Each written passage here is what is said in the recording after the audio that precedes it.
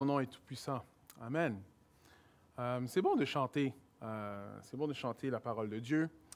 Vous savez, chanter la parole de Dieu est quelque chose qui est très utile dans notre lutte spirituelle de chaque jour. C'est quelque chose qui aide à souvent changer, que ce soit notre état d'âme. Quand on chante les paroles, à la place que de juste simplement les lire.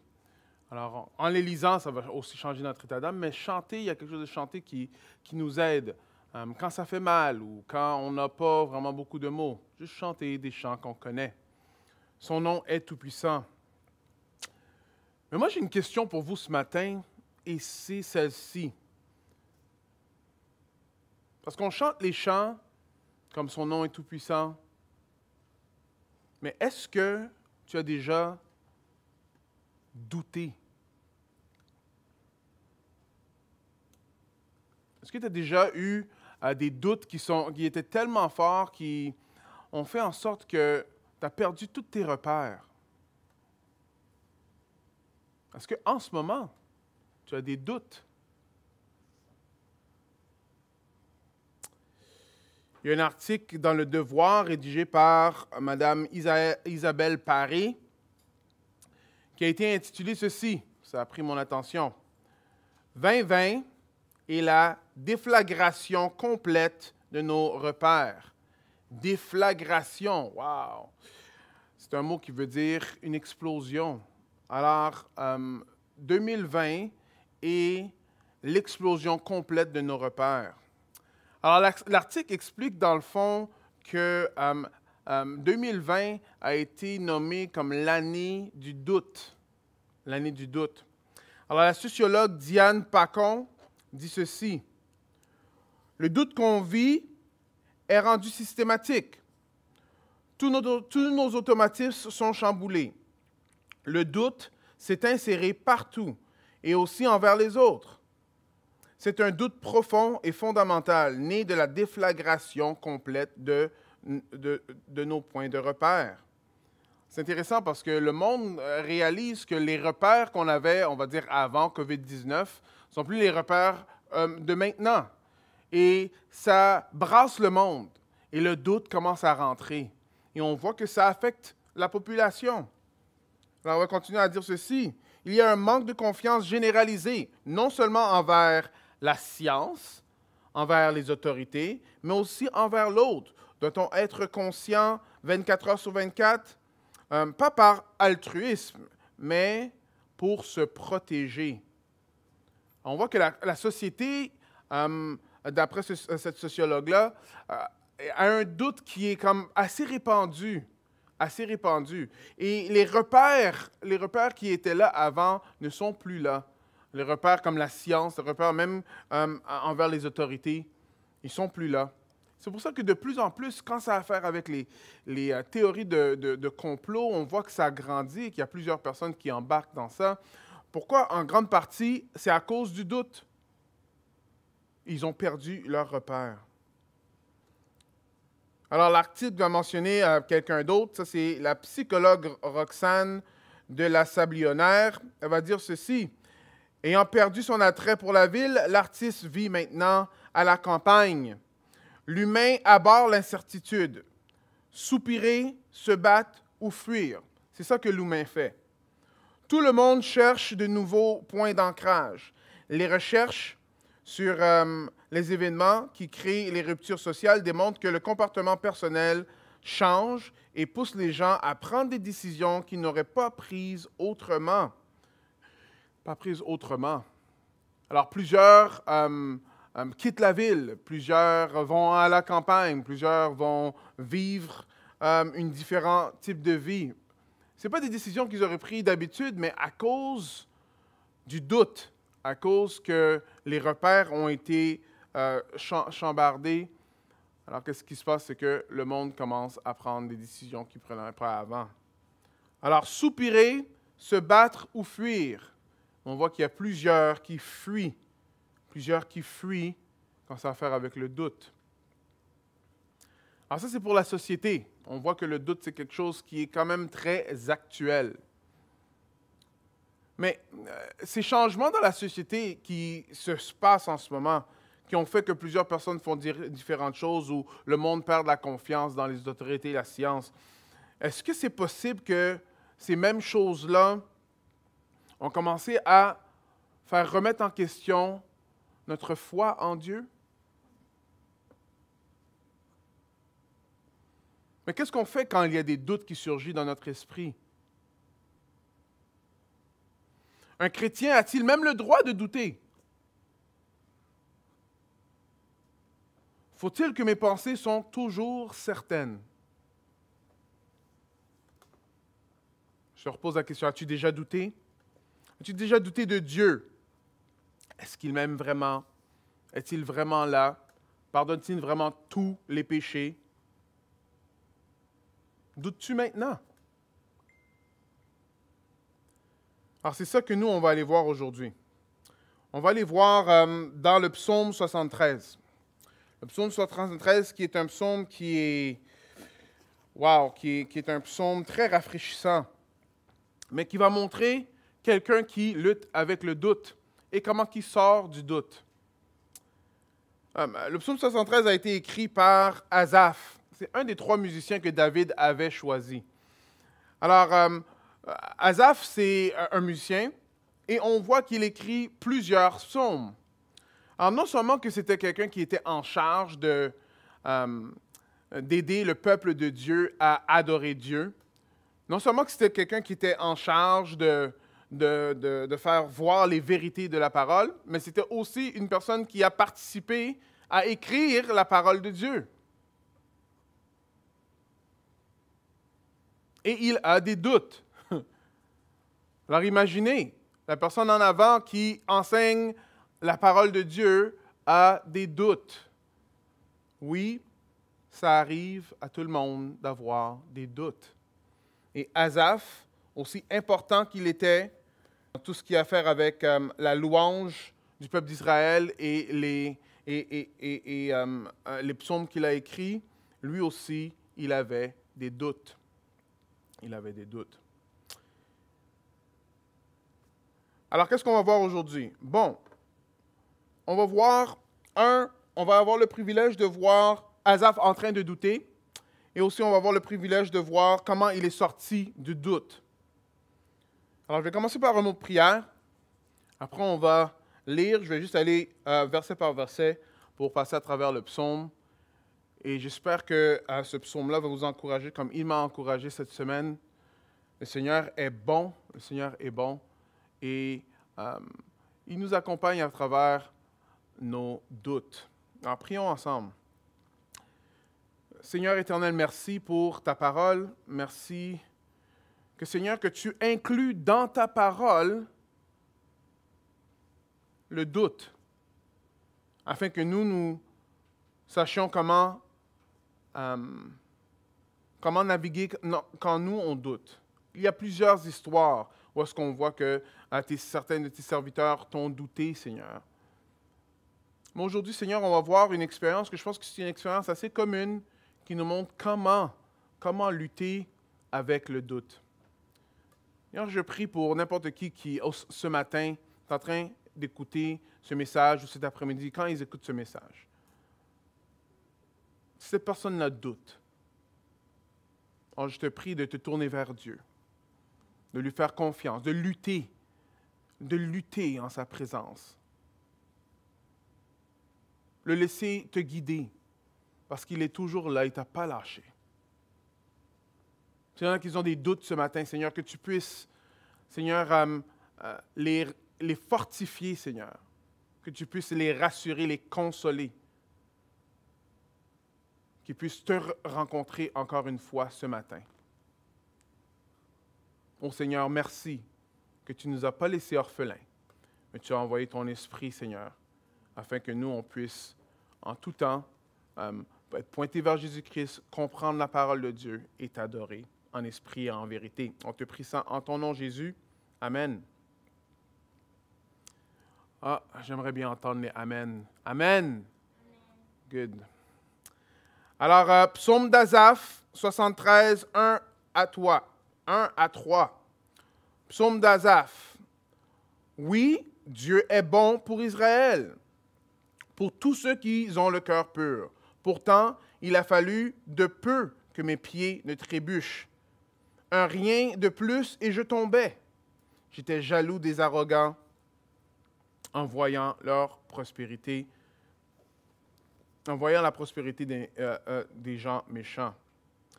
Alors, la première chose qu'il faut vraiment comprendre, et ça c'est un principe de base qu'on va voir à travers toute la parole de Dieu, c'est que le croyant apporte ses doutes à Dieu. Le croyant apporte ses doutes à Dieu.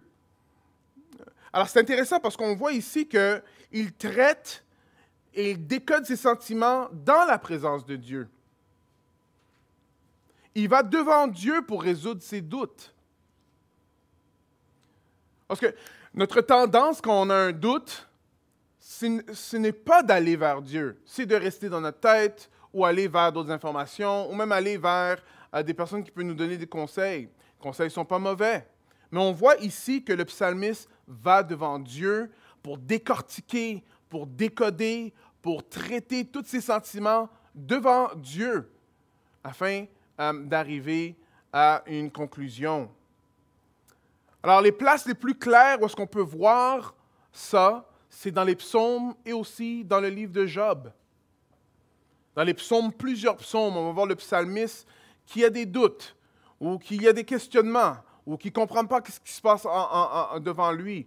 Et on peut voir à travers les poèmes qu'ils ont écrits ou les psaumes, alors c'est des genres de poèmes, on va voir que finalement ils viennent devant Dieu. Je ne sais pas si vous connaissez l'histoire de Job, mais Job, c'est quelqu'un qui avait tout.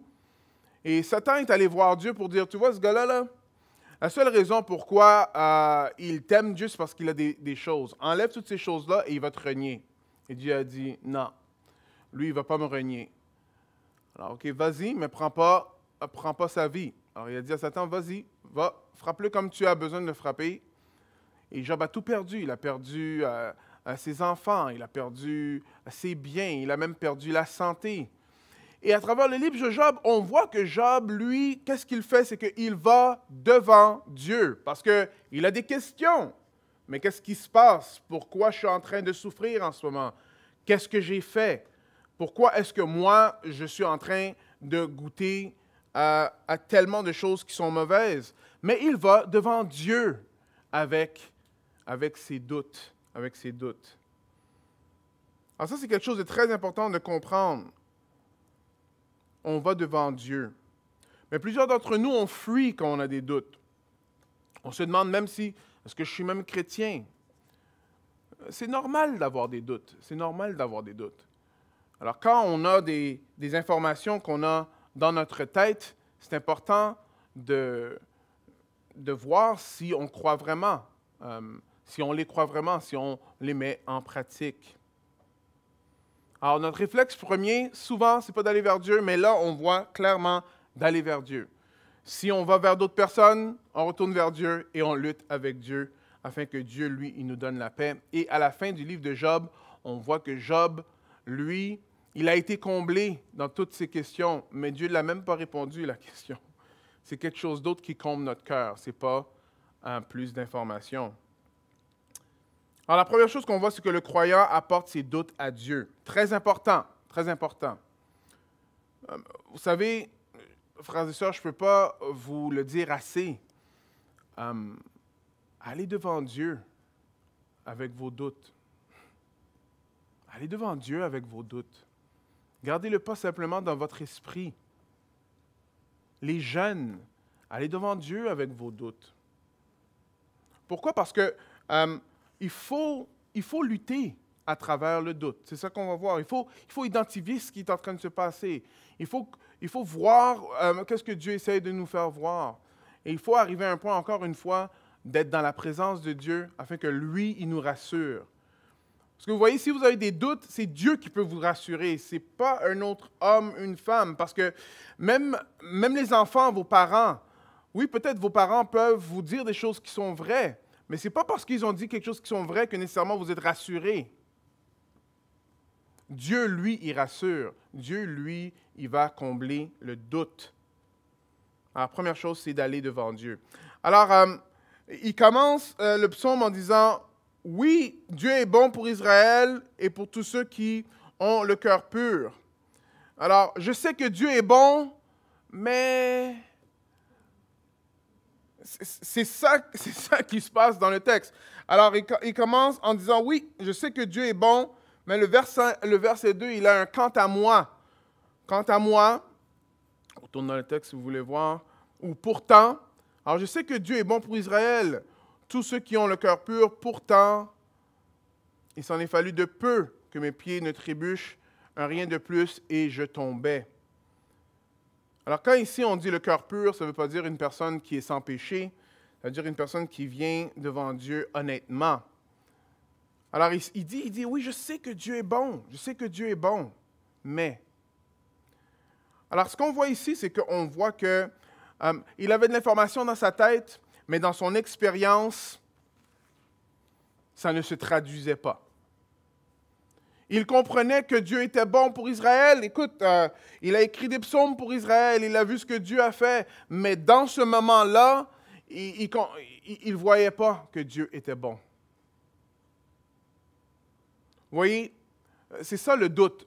Le doute, c'est quand nous perdons notre stabilité. Alors, nous ne sommes plus sur un terrain ferme, on glisse.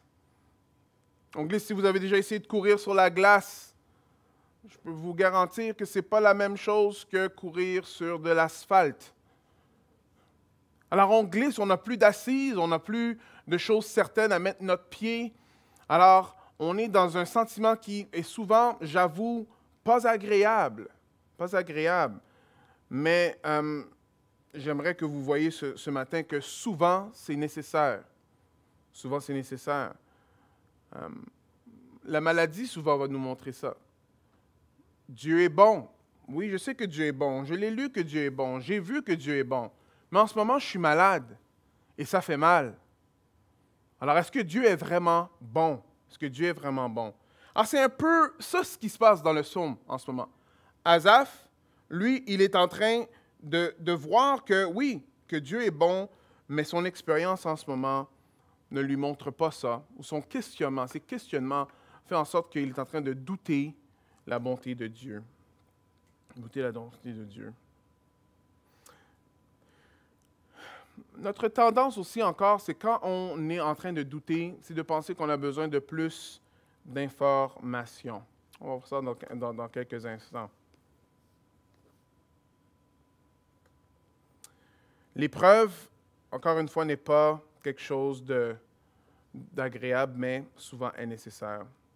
Alors, il continue, et on va voir dans le verset 3, qu'il va confesser son état d'âme à Dieu.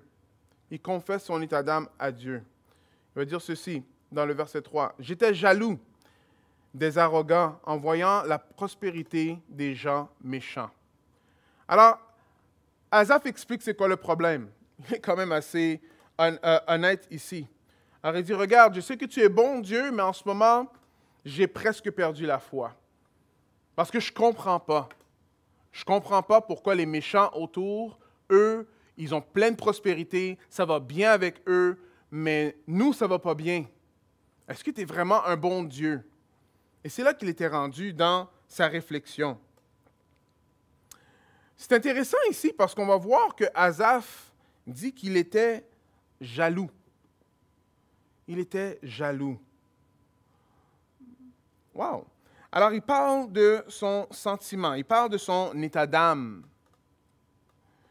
Notre tendance, souvent, c'est quand on doute, c'est qu'on pense qu'on a besoin de plus d'informations pour résoudre le problème.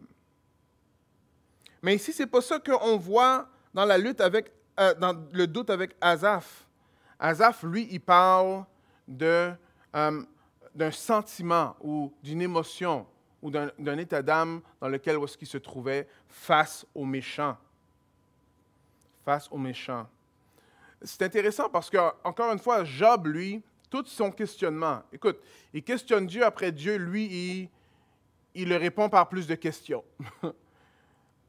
C'est pas plus d'informations, c'est pas même résoudre les questions qu'on a dans notre esprit qui vont changer notre doute. Des fois, ça va même nous donner plus de doutes. Et la réalité dans la vie, c'est que ce n'est pas toutes les questions qu'on peut répondre. Là, on parle de la foi. Il n'y a pas toutes les questions qui peuvent se répondre dans la foi. Dans le monde, toutes les questions ne peuvent pas se répondre. On n'a pas les réponses à toutes les questions. Alors, si notre pensée, c'est que, OK, pour ne pas être dans le doute, il faut que j'ai le plus d'informations possible, ou que je ne suis pas dans le doute que tout doit faire du sens dans ma tête, on va douter longtemps et beaucoup, parce qu'on n'aura pas toutes les réponses. On n'aura pas toutes les réponses. Alors, ce qu'on voit ici, c'est qu'à la fin, Job va dire, oh, mon oreille a entendu parler de toi, mais mon œil t'a vu. J'étais dans ta présence et Seigneur, tu as comblé mon cœur. Alors, quelles sont les questions que tu te poses quand toi tu doutes?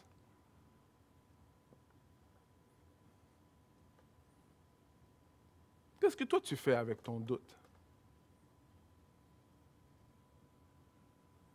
Je vais donner un exemple. Alors là, on vient juste de parler de la jalousie, mais on peut voir la peur. La peur génère vraiment beaucoup de doutes souvent. Alors, nous allons poser des questions comme ceci. Est-ce que toutes les religions sont pareilles? Est-ce qu'il faut vraiment partager notre foi? Est-il nécessaire vraiment que moi je m'affiche en tant que chrétien? Si Dieu est un bon Dieu et il aime tout le monde, pourquoi il n'aime pas tout le monde de la même façon? L'enfer, est-ce que ça existe vraiment? N'est-ce pas quand même très sévère d'avoir l'enfer? Et dans ces doutes-là, souvent, à la place de se retourner vers Dieu et lutter devant Dieu, dans sa présence, pour être capable d'arriver à la fin de notre doute, on invente des réponses, ou bien il y en a d'autres qui vont dire « Hey, moi là, ça c'est pas pour moi, parce que je comprends pas. » Parce que je comprends pas.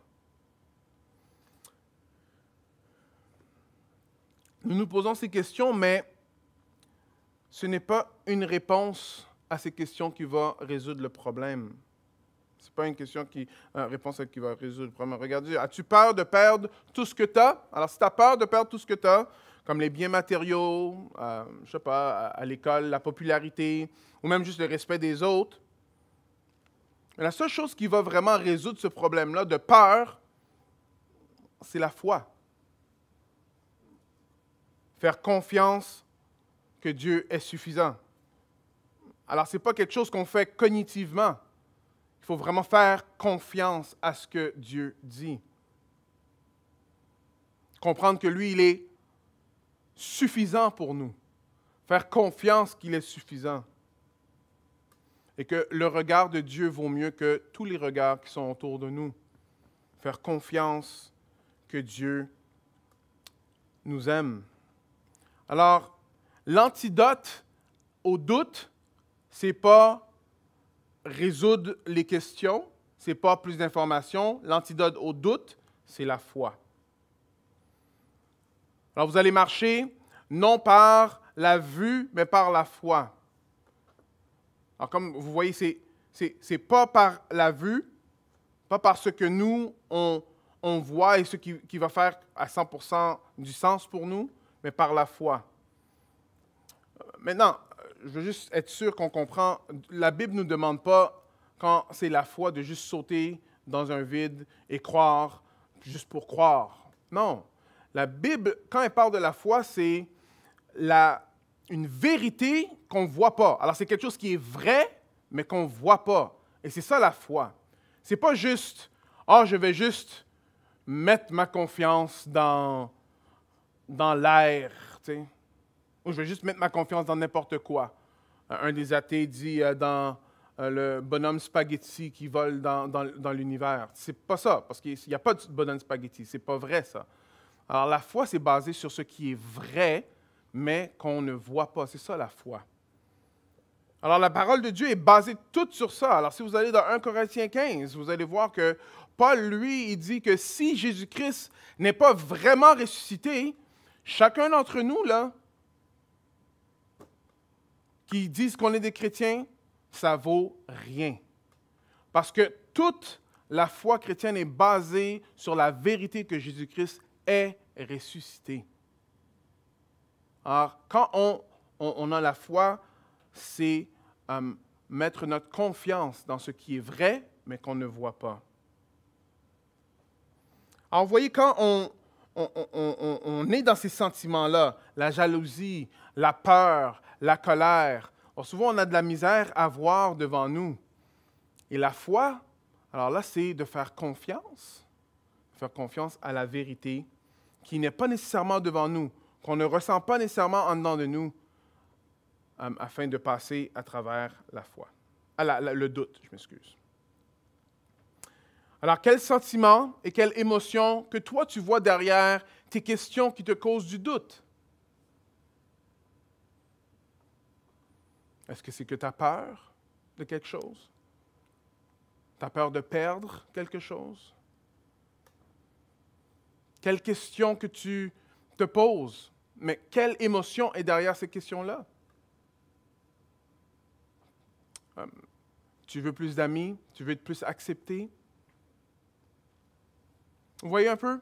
Alors, le doute, ici, comme on voit dans le psaume 73, a beaucoup à faire avec les émotions.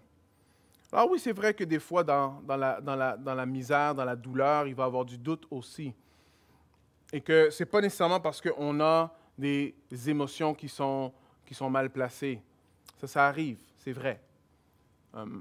Par contre, souvent, alors cette expérience-là de la foi, je veux dire du doute qu'on est en train de lire en ce moment, ce n'est pas le seul texte à propos du doute. Il y en a plein d'autres textes. Mais ici, on va voir que souvent, on va avoir des sentiments qui sont derrière nos questions. Et c'est ça qu'il faut aller voir. Alors, le doute des croyants surgit lorsqu'ils s'attardent aux choses du monde. Alors, il continue à expliquer, OK, il avait la jalousie envers les insensés, mais qu'est-ce qui le rendait jaloux? Alors, regardez son focus. On va aller à 73, 4 à 12. Alors, il va dire, OK, ces personnes-là qui ne suivent pas Dieu, qui ne veulent rien savoir de Dieu, là, car ils sont exempts de souffrance. Jusqu'à leur mort, ils ont santé et embonpoint. Ils passent à côté des peines qui sont le lot commun des hommes. Ils ne subissent pas les maux qui frappent les humains. Aussi sont-ils d'arrogance, comme on porte un collier et la violence est leur parure. Leurs yeux sont pétillants dans leur visage plein de graisse et les mauvais désirs de leur cœur débordent sans mesure. Alors, il dit, écoute une minute, ça ne fait aucun sens. Moi, je suis celui qui est en train de suivre Dieu, mais je regarde les autres qui veulent absolument rien savoir de Dieu et ça va bien dans leur vie. Moi, je veux suivre Dieu. Moi, je fais attention. Moi, je veux vraiment m'attacher à Christ. Je veux vivre pour lui. Je ne veux pas vivre dans le péché. Eux, ils sont dans le péché. Ils sont arrogants, même du fait qu'ils sont dans le péché, et rien ne se passe. Au contraire, on voit que même jusqu'à la mort, ces personnes-là, ça va bien. Versets 8 à 12. Ils sont moqueurs. Ils parlent méchamment et sur un ton hautain. Ils menacent d'opprimer. Leur bouche s'en prend au ciel même. Leur langue sévit sur la terre. Aussi, les peuples les suivent, buvant à longs traits leurs paroles. Alors, non seulement qu'ils sont en train de moquer Dieu, le monde suit ce qu'ils disent. En disant, wow, Dieu, wow, que c'est-il, Dieu? Celui qui est là-haut, comment connaîtrait-il ce qui se passe ici? Voilà comment le méchant, comment sont les méchants. Toujours tranquilles, ils accumulent les richesses. Alors Asaph, lui, il dit, hey, mais ça ne fait aucun sens, là. OK? Ça, c'est du monde qui te moque, Dieu, qui te moque. Vous savez, frères et sœurs, nous, on est dans une époque où est-ce que moquer tout ce qui est de la Bible est très, très accepté. Il y en a qui utilisent le nom du Messie comme une virgule dans leur phrase. S'il y en a qui sont abonnés à Netflix, vous savez à quel point que plusieurs émissions Ils visent les chrétiens, ils moquent Dieu. Même dans des bandes dessinées, je me rappelle Bart Simpson, on regardait ça, bon, on ne regardait pas ça, mais je montrais ça à mes enfants. Il y a un personnage dans Bart Simpson qui est supposé être un chrétien et il a l'air d'un fou, d'un con. Pourquoi? Parce qu'ils veulent moquer les choses de Dieu. Et comme on voit ici, la société, tout le monde juste va et boit de leurs paroles. Boit de leurs paroles. Alors Asaph dit, mais regarde, comment est-ce que tu peux laisser ces choses-là arriver? Moi, j'essaie de faire attention. Eux, ils sont en train de te blasphémer et ils sont toujours vivants. Pourquoi eux, ils ne sont pas anéantis? Avez-vous déjà fait ce genre de réflexion-là? Hein? Alors les jeunes, là, s'il y a des jeunes qui regardent ce matin-là. Tu as déjà pensé, bon, moi j'essaie de suivre Dieu, mais les autres autour, ils font n'importe quoi contre Dieu et rien ne se passe? Au contraire, même, c'est pas qu'ils font tout contre Dieu et rien ne se passe, mais ils font tout contre Dieu. Après les autres, eux, ils les aiment plus. Parce qu'eux, ils sont en train de faire des choses arrogantes. Ou ils sont en train de faire des choses qui sont blasphématoires contre Dieu. Ils ont la belle vie. Pourquoi est-ce qu'il faut que j'attende pour me marier? Il y en a plein autour qui sont en train de s'embrasser et avoir des relations sexuelles. Ils ont l'air d'être bien. Ils ont l'air d'être contents. Alors, tout le monde a un chum, tout le monde a une blonde. Pas seulement les jeunes. C'est pas seulement les jeunes. Et les plus vieux, c'est la même chose. Ah, le voisin a l'air vraiment... Je sais qu'il n'aime pas Dieu, là, et que même quand il parle de Dieu, bon, écoute, c'est un non-chrétien, alors il peut dire ce qu'il veut. On comprend. Mais il va bien. Il est en santé. Il fait ses petites méditations le matin. Tu sais, c'est beau. Pourquoi moi qui te suis, Seigneur, ce n'est pas exactement la même chose? Alors, une chose qu'il faut qu'on réalise, c'est que les plus vieux ou même les plus jeunes, on est en train de boire. On est en train de boire de la fontaine d'eau de la société. Ils nous présentent des images après images, après images, après images. Et nous, on boit ça, on boit ça, on boit ça. Mais le problème ici, ce qu'on voit, c'est que le doute d'Asaph vient du fait qu'il était jaloux et qu'il se concentrait sur ces choses-là. Le doute d'Asaph venait du fait qu'il était arrêté à ces choses-là et il regardait ces choses-là. Et son cœur s'empoisonnait, son cœur devenait aigri. Alors on peut voir ici que le doute peut être causé à cause du péché ou à cause qu'on envie des choses de ce que les pécheurs sont en train de faire. Frères et sœurs, je vous invite, faites attention à cela, parce qu'ici, c'est tellement quelque chose de vrai, tellement quelque chose d'actuel. Des fois, on ne voit même pas quand on prend des philosophies et on veut des choses que le monde veut. Est-ce que Dieu a un appel dans ta vie? Est-ce que Dieu veut t'utiliser pour faire avancer son œuvre?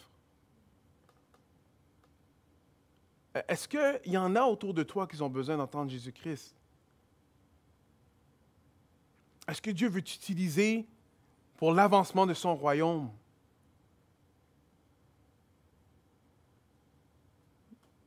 Vous voyez, des fois, notre perspective est biaisée à cause de tout ce qu'on est en train de boire régulièrement. Comment que Dieu va t'utiliser, toi, pour équiper la prochaine génération? Comment que Dieu va t'utiliser, toi, pour aider à pointer d'autres personnes pour suivre Jésus-Christ? Oui, on voit que le doute, ici dans le cas d'Asaph, est alimenté par le désir de vouloir être comme le monde. Mais il continue dans le verset 13 à dire, « Alors c'est donc en vain que je suis resté pur, que j'ai lavé mes mains en signe d'innocence. » Alors, il voit que c'est en vain. Tous les jours, je subis des coups. Je suis châtié chaque matin. Si je disais, « Parlons comme eux », alors je trahirais tes fils. Alors, quand le croyant envie le non-croyant et les choses dans le monde, il va commencer à remettre en question son engagement envers Dieu.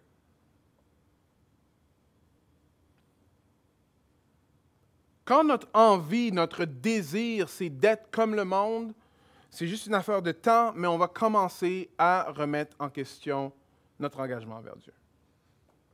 Alors, c'est pas mal fort ici. C'est pas terminé. C'est pas terminé. Il y a un mais qui arrive. Mais ce qu'on voit ici, c'est fort parce qu'il est en train de nous montrer un peu comment le doute peut jaillir dans notre esprit.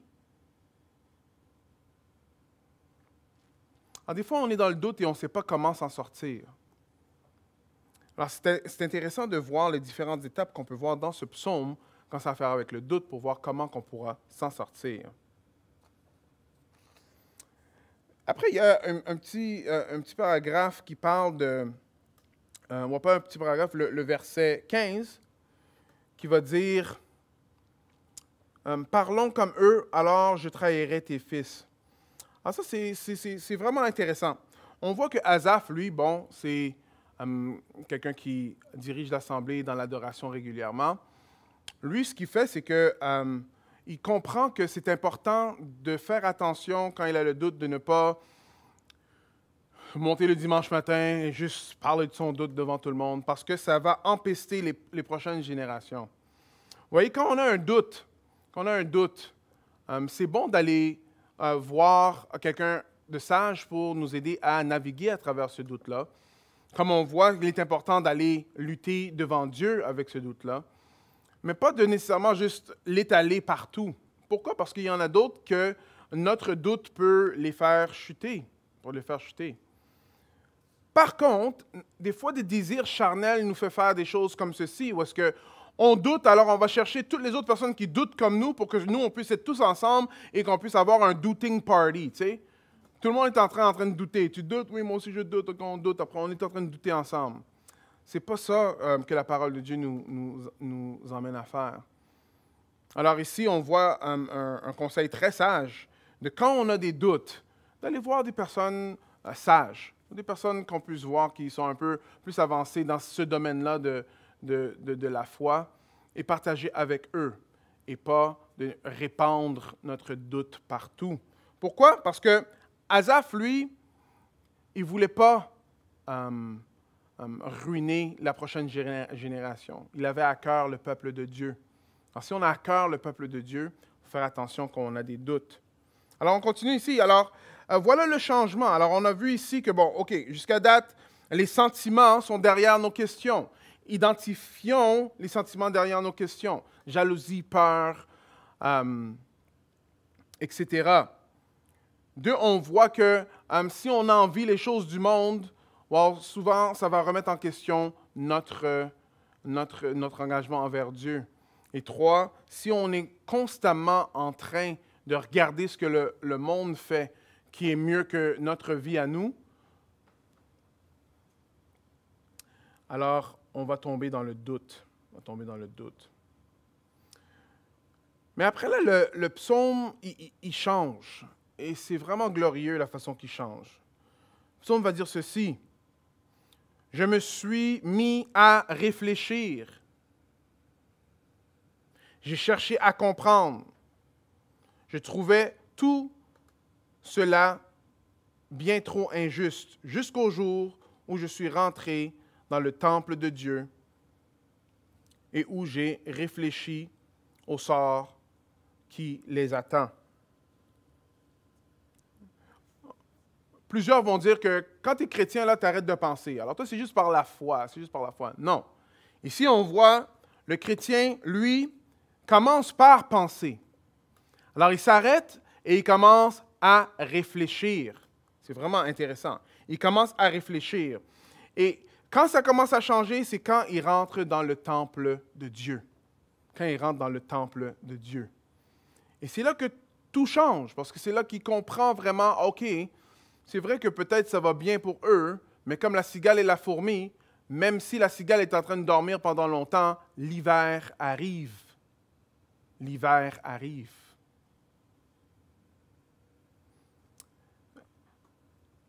Alors le temple, dans ce temps-là, le temple, c'était une place non seulement que tu pouvais aller faire des sacrifices, mais tu pouvais chanter, il y avait des personnes qui étaient en train d'enseigner. Alors dans le temple, il y avait beaucoup de différentes choses qui se passaient.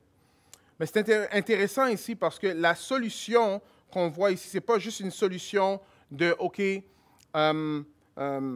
j'ai juste lu la Bible ». Ou est-ce que, oui, tu peux lire la Bible et être réconforté. Mais on voit ici, c'est multisensoriel. Parce que dans le temple, il y avait des chants, il y avait l'adoration, il y avait des prières, il y avait la parole de Dieu. Vous savez, nous, là, quand on regarde la télévision, là, les messages qui sont donnés sont multisensoriels. Vous n'avez pas réalisé que de plus en plus, les films sont plus intrigants, plus longs, plus choquants. Pourquoi les cinéastes font ça? Cinéastes? Oui. Ils font ça, c'est parce qu'ils veulent que nous, on rentre dedans. Ils veulent que nos émotions font partie de l'expérience. Alors la solution, qui est là depuis plus que 2000 ans, la solution est une solution qui est multisensorielle. Viens à l'Église, viens prier, viens chanter. Ou à la maison, prie, chante, adore, appelle un autre frère et une autre sœur. Sois encouragé. Parce que vous voyez, la solution au doute, c'est la présence de Dieu. Et dans toutes ces différentes choses-là, dans l'Église, on peut rencontrer Dieu. On peut rencontrer Dieu. On peut rencontrer Dieu.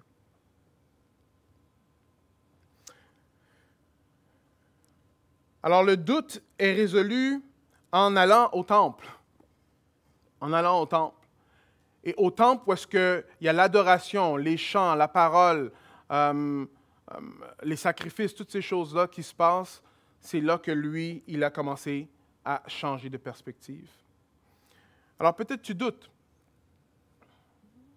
J'en doute pas qu'il y a au moins certains qui doutent. Vous voyez ici, la solution est très claire. C'est d'aller dans la présence de Dieu, de n'importe quelle façon qu'on peut. La parole, la prière, l'adoration, l'évangélisation, l'amour les uns les autres. Parce que Dieu utilise toutes ces choses-là pour venir nous faire goûter sa présence. Goûter sa présence. Alors si on continue, on va voir, dans les versets 17 à 20, 18 à 20, je m'excuse. Est-ce que je l'ai ici? Ah, je ne l'ai pas. Oui, tu les places sur les voies glissantes et tu les précipites dans la tourmente. Alors, il a réalisé que, c'est vrai que ça va bien pour les non-croyants, mais c'est une pente glissante parce que ça va vers leur destruction. Ça va vers leur destruction. Il se rappelle vraiment c'est quoi la vraie vérité. La vérité que, dans le fond, on ne peut pas manger et boire car demain nous mourrons. Pourquoi? Parce que Jésus-Christ est vraiment venu, il est ressuscité. Et ce n'est pas juste, OK, je vais juste vivre ma vie, après ce sera terminé. Il y a autre chose après la mort. Alors, verset 21 va dire, « Oui, quand j'avais le cœur amer, tant que je me tourmentais, j'étais un sot, un ignorant, et je me comportais avec toi comme une bête, sans raison. Mais je suis toujours avec toi, et tu m'as saisi la main droite. Selon ton plan, tu me conduis, puis tu me prendras dans la gloire. » Alors, il a réalisé que finalement, en se tournant vers Dieu, il était l'équivalent d'une bête. C'est la repentance. Il réalise son état devant Dieu. Quand on prend le temps pour vraiment s'arrêter devant la sainteté de Dieu, on voit qu'on n'est vraiment pas là-dedans. Et Et Asaph nous montre ça en ce moment. Mais quelque chose de glorieux, c'est dans le verset 23. Il dit ceci. « Mais je suis toujours avec toi et tu m'as saisi la main droite. Selon ton plan, tu me conduis. Puis tu me prendras dans la gloire. » Vous savez, dans les temps les plus difficiles, dans les temps les plus noirs, dans les temps où il y a le plus de doutes, Dieu tend sa main. Même plus, il nous prend par la main.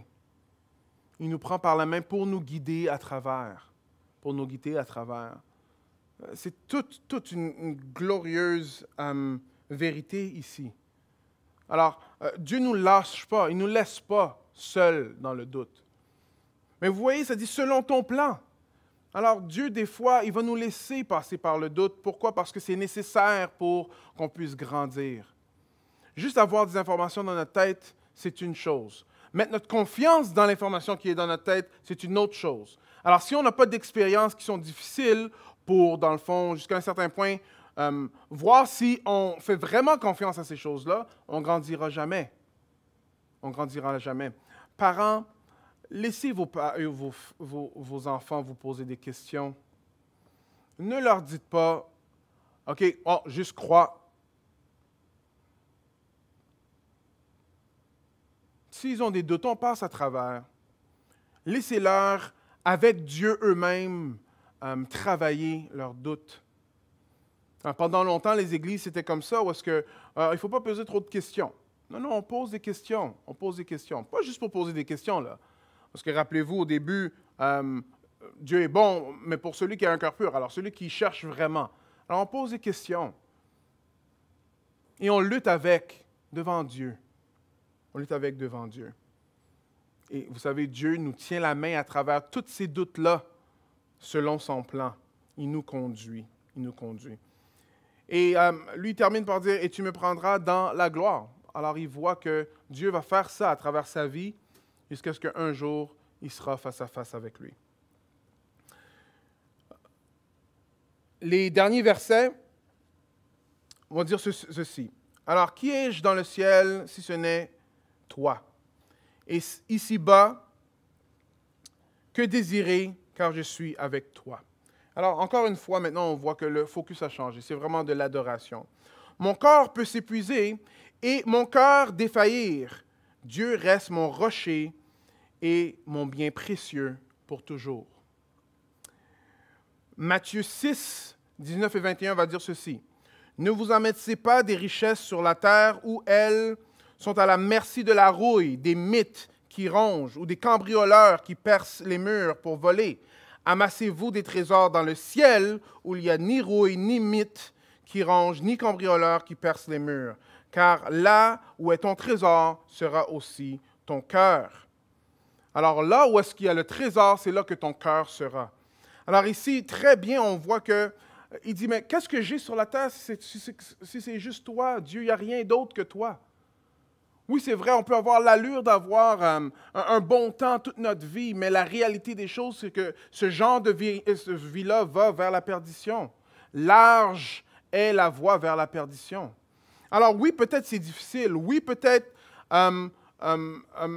moi, je suis rejeté pendant un bout de temps. Oui, c'est vrai que moi, j'attends que quelqu'un va venir me demander en mariage afin que moi, je puisse me marier. Et non, je ne vais pas avoir des chums et des blondes. Non, je ne vais pas aller boire comme les personnes font. Je ne veux pas aller faire toutes ces choses-là. Moi, ce que je veux, c'est que je veux toi. C'est ça qu'il dit. Je veux toi parce que tu es mon bien précieux pour toujours. Mon bien précieux pour toujours. Vous voyez comment ça a shifté? Au début, il a dit, oui, Dieu est bon pour Israël, très général. Oui, Dieu est bon. Oui, on sait que Dieu est bon. Oui, on dit que Dieu est bon. Dieu est bon, toujours Dieu est bon. OK. Mais ici, il est en train de dire que Dieu est bon pour lui. Dieu est bon pour lui.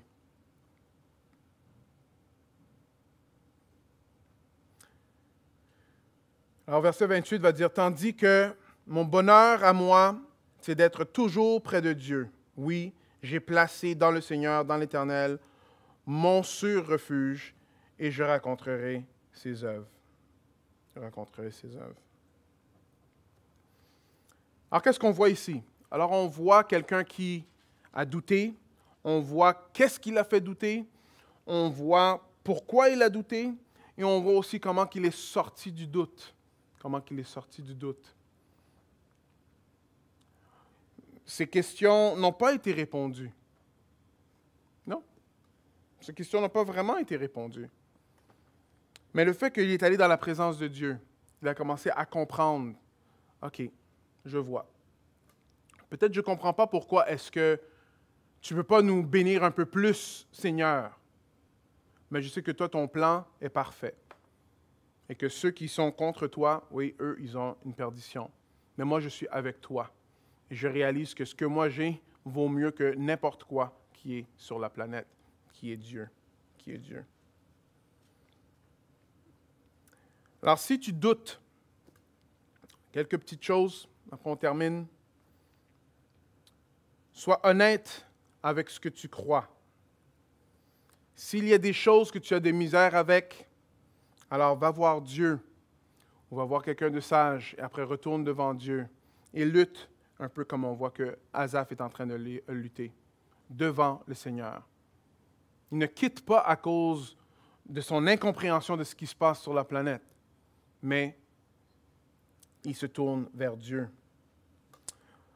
Alors, parlez à des personnes qui sont mûres dans la foi, ou des personnes, ou des anciens, ou des leaders, afin que peut-être ils peuvent vous pointer, peut-être clarifier certaines choses.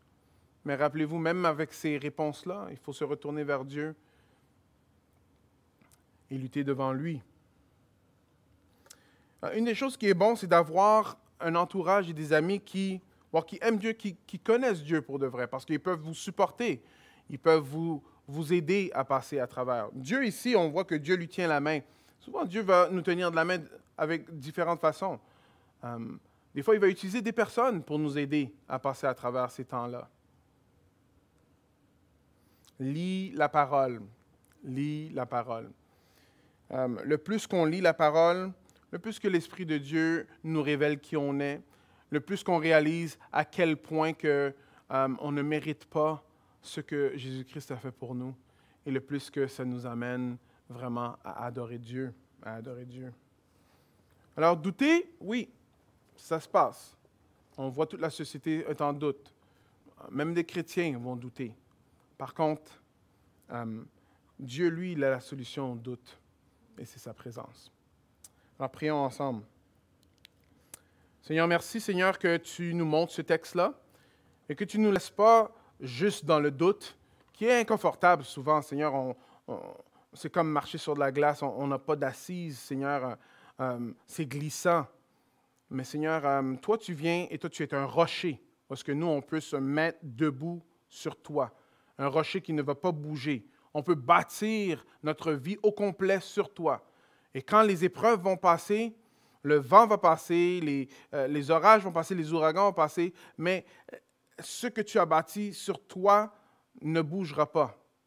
Mais quand on est sur le sable, quand il y a des épreuves, on part avec la tempête. Alors Seigneur, merci de nous montrer encore une fois que tu nous comprends. Tu comprends chacun d'entre nous. Tu sais qu'on doute. Alors tu nous as donné ce psaume-là pour qu'on comprenne, OK, qu'est-ce qui se passe quand on doute et comment sortir du doute. S'il y en a ce matin, Seigneur, à l'Église ou d'autres personnes qui écoutent le message, qui doutent, Seigneur, je te prie que tu puisses venir les consoler. Je te prie, Seigneur, qu'à travers cette période de doute-là, leur foi puisse être affirmée, puisse être raffermie, Seigneur éternel. Afin qu'eux aussi puissent dire que toi, tu es un précieux trésor.